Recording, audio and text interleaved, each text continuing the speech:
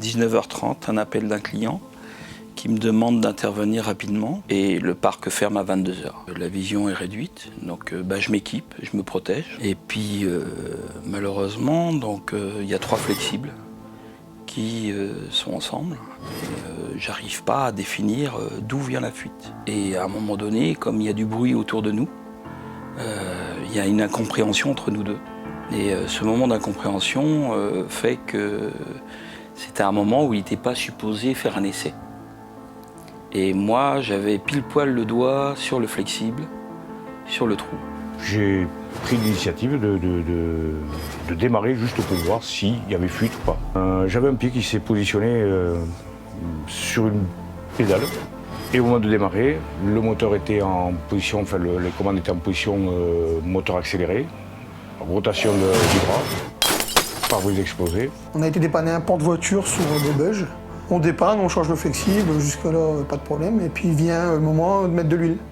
Donc le réservoir d'huile se trouvant derrière la cabine du chauffeur, je prends mon bidon d'huile, je monte, le mec a mis en route et a touché aux manettes.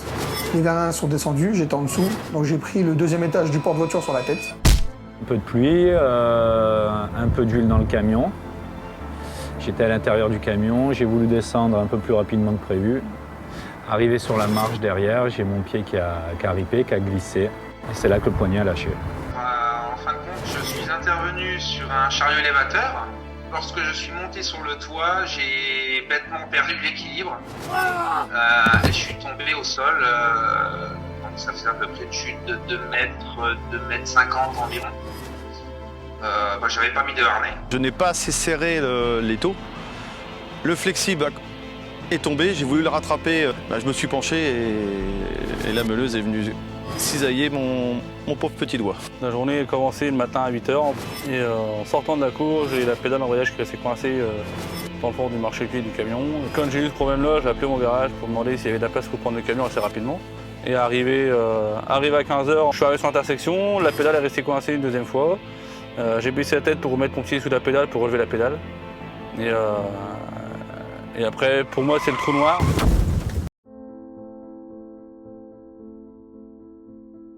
J'ai percuté un véhicule d'un client donc de chez Manuloc. Quand le règlement a basculé, la ceinture m'a remonté l'estomac à travers du diaphragme et qui est venu se mettre derrière l'estomac est venu se mettre derrière les poumons. Tendon coupé du doigt, parce que la meule a été quasiment jusqu'à l'os. Donc j'ai perdu 2 mm de tendon et voilà. Je peux plus quasiment plier mon doigt. Le hasard, la chance que j'ai eue, c'est que j'avais la main posée sur le montant du pare-brise et non pas sur le pare-brise, parce que sinon je passe à travers. Réveillé, en reprenant mes esprits, j'étais dans la cabine. J'avais les mains pleines de sang, le t-shirt plein de sang.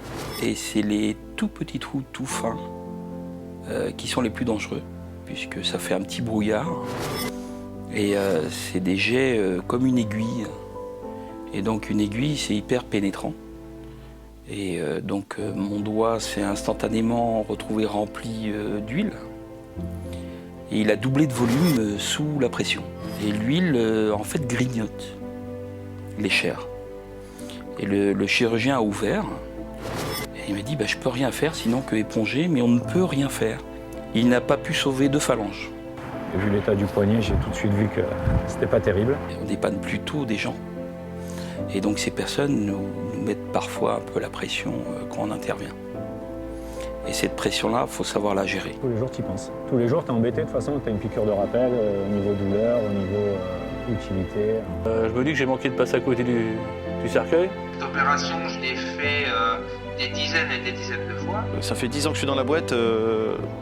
J'ai failli y passer 1 ou 2 fois quand même. Concis, plus ferme auprès du client en disant il me faut le temps de me poser, d'analyser, de mettre en sécurité. Je sais que les clés aujourd'hui, ils sont dans mon camion et si le chauffeur ne me donne pas ses clés, j'interviens pas. On a un droit de retrait, 19h, 17h, 18h, il n'y a plus personne sur le chantier, on prend nos clics et nos claques, on s'en va.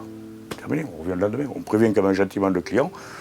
De toute façon, ça lui va ou ça lui va pas, il faudra qu'il fasse avec. Je pense pas avoir perdu de la clientèle ou des interventions à cause de ça.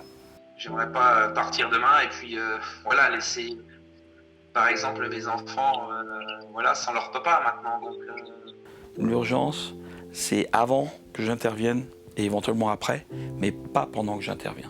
Donc je suis Fabien, technicien dans le Var. Donc j'ai chuté de mon camion l'année dernière. Ça m'a coûté un poignet. Et, je pense que je vais morfler encore un petit moment. Donc les gars, sur le terrain, faites ça intelligemment, allez-y tranquille et je pense que ça n'a pas de prix. Christophe, je suis technicien dans l'Essonne.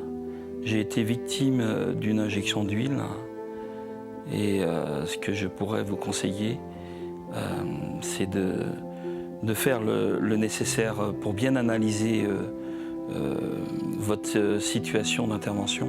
Salut à tous, Antoine 66.2. Voilà, j'ai fait un test machine, mis le contact, le client n'était pas là, fin de journée, pas de bol. Au moment de démarrer, moteur en marche à fond, pied sur la pédale qui commande le déport du bras, bilan, un pare-brise et des risques potentiels de beaucoup plus de dégâts, c'est-à-dire que j'aurais pu passer carrément moi-même à travers ce pare-brise. Moi je vous donne un bon conseil, ne refaites pas, mettre en marche une machine, même si on les connaît. Travailler seul, isolé, droit de retrait, vous avez le droit de partir. Si le client ne veut pas rester avec vous, partez aussi.